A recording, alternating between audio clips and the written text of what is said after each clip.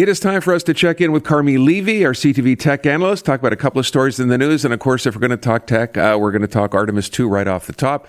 Everything going, Carmi, basically according to plan. It has been so far, right? A picture, I think fair to say, a picture perfect mission. Yeah, I mean, a few glitches here and there. The toilet broke as soon as they got into orbit, and they managed to fix that, and they've sort of been monitoring it closely since then because it's still not 100%. They've had some issues with Outlook. Their email wasn't working properly, and they had to I have those issues, and I'm not in space. That's exactly it. Everyone I've been talking to, they're like, yeah, well, we use Outlook too, and we hate it as well. So, it's nice to know the astronauts their experience is consistent with ours. But, in terms of the vehicle itself and, its overall performance, it has been a remarkably smooth mission. Especially considering just what they've done. They went over 400,000 kilometers away from Earth. They set a record for the distance humans have ever been from Earth. They went behind the moon. They saw a lunar eclipse, actually a solar eclipse behind the moon. Got some unbelievably spectacular pictures, but also did some remarkable science along the way. And now they're on their way back. I mean, this is as historic and dreamlike a space mission as you can imagine. Yeah, and again, you want to be careful when you say this. They're not back yet, right? And that's obviously the re-entry is a big part of the mission as well. So we wish them good luck. That's supposed to happen tomorrow. And then after that, I guess, the next one is supposed to get up there and maybe reestablish. I think that's the plan here, right? Reestablish a man on the moon and possibly a whole lot more than that, including maybe building. What do they call it when they're going to put an installation on the moon? Yeah, a moon base, and that is the plan. And Jared Isaacman, who's the new NASA administrator, has made it clear, unlike Apollo, where they basically went just to land and then came home after a few days, the goal here is to get there and stay and do what they've done with the ISS, just keep rotating astronauts on and off so there's a constant presence there. In order to get there, the next mission will be known as Artemis 3, and they're going to be testing the HLS, the Human Landing System module. So basically like the equivalent of the Lunar Excursion Module from Apollo. They're going to test them in low Earth orbit just to make sure they work and make sure that all the docking stuff works too. And then the plan is for Artemis 4, the mission after that, to actually take one of those landers and go to the moon and land on the moon, much like Apollo 11. So still a ways to go yet, but the plan is for Artemis 3 to fly sometime in 2027, and they want to land on the moon by 2030. So things are going to happen pretty quickly, all thanks to what we've learned on this mission. Pretty impressive, in fact. All right, let me move on, talk about this story. That, when I see anything and it says tackling traffic woes, I'm all ears, because in this city, that's something we've gone on about for a long, long time. Now, this is, I was going to say, unfortunately, I hope this is going to make things better. This is Toronto making a decision now to give AI a green light as far as traffic goes. Explain what this will do or what it's supposed to do. So for about $50,000 to $60,000 per intersection, basically what they do is they wire it up. They add a bunch of sensors and cameras and computers to that intersection. It's all powered by artificial intelligence. It scans traffic in real time, and based on what's happening, it adjusts the changing of the lights to maximize traffic flow through that intersection. So imagine having a really smart traffic cop at 135 intersections scattered throughout the city. But it's technology that's doing this. And so it can accommodate changing weather. It can accommodate school pickup and drop-off times, or maybe there's an accident somewhere. And so they work together to kind of move traffic around and minimize disruption. It's one of those cases of AI being used for good. And as it turns out, this is technology that was developed here in Canada and has been tested in pilot programs. There was a Kirkland, Quebec, has used AI in a limited scope on St. Charles, right? And the results of that were very positive. And so now, basically, it's scaling it up in Canada's arguably biggest city, and certainly not the most interesting one, but certainly the biggest, and learning from that experience, which they will then share with other cities that are interested in doing the same thing. Did you just call Toronto not the most interesting city?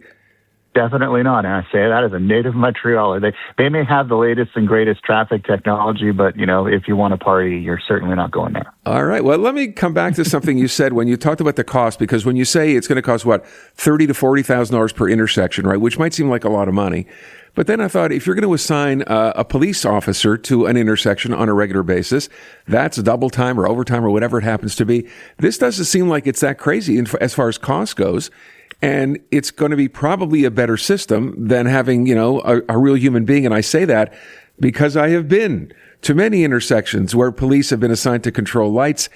I don't really think they do I want to be nice, the best job possible, because it's a matter of almost forgetting sometimes when traffic is moving. Hey, by the way, there's another direction going and there's 3 blocks backed up traffic that way. So I imagine this will do a whole lot better.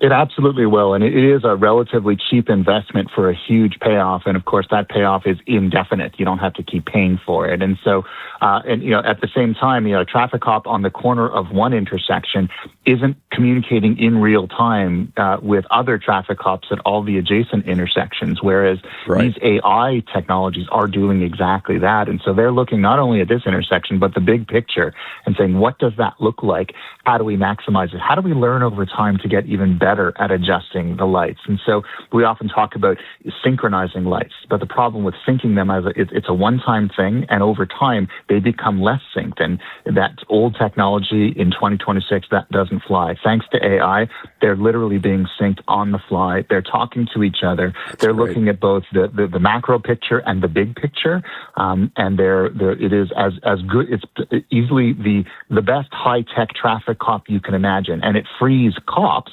to do work that's probably more value added that cannot be taken over by technology. So we're not talking about replacing cops. We're talking about complementing them. Is this a pilot project, or is this, if this does work, they're going to roll it out to more intersections? Do you have any idea?